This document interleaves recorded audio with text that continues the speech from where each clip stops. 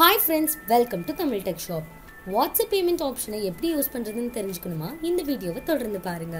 WhatsApp Pay ஆப்ஷனை use பண்ணி உங்களால உங்களோட ஃப்ரெண்ட்ஸ்க்கு மணி ட்ரான்ஸ்ஃபர் பண்ண முடியும்.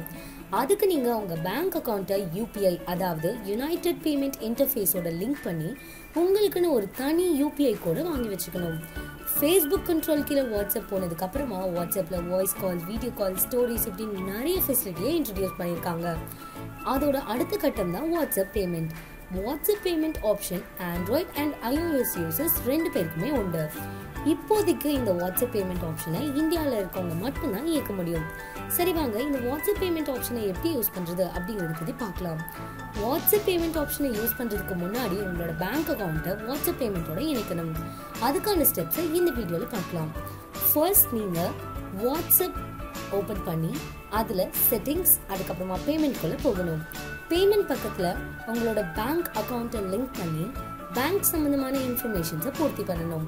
அதுக்கப்புறமா டேர்ம்ஸ் அண்ட் கண்டிஷன்ஸ் எல்லாமே உங்களுக்கு ஓகேனா நீங்க அக்ரி அண்ட் கண்டினியூவை டேப் பண்ணணும். அதுக்கப்புறமா கன்ஃபர்மேஷன் வித் SMS அப்படிங்கிற ஆப்ஷனை டேப் பண்ணி லிங்கிங் ப்ராசஸை கண்டினியூ பண்ணணும். UPI ஆதரவு கொண்ட பேங்க்ஸ் லிஸ்ட்டை உங்களால பார்க்க முடியும். அது ஸ்கிரீன்ல அப்பியர் ஆகும். பொதுவா பேங்க் நேம் உங்க அக்கவுண்ட் நம்பரோட லாஸ்ட் 4 டிஜிட் கொண்டிருக்கும்.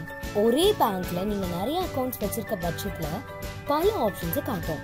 அதுல இருந்து இந்த அப்ளிகேஷனோட எந்த அக்கவுண்ட்டை லிங்க் பண்ணணும்னு நினைக்கிறீங்களோ அதை தேர்ந்தெடுக்கணும். நீங்க பேங்கை தேர்ந்தெடுத்ததுக்கு அப்புறமா அந்த அப்ளிகேஷனுக்கு தேவையான இன்ஃபர்மேஷனை பெற்று உங்களோட பேங்க் அக்கவுண்ட் நம்பரை காட்டும்.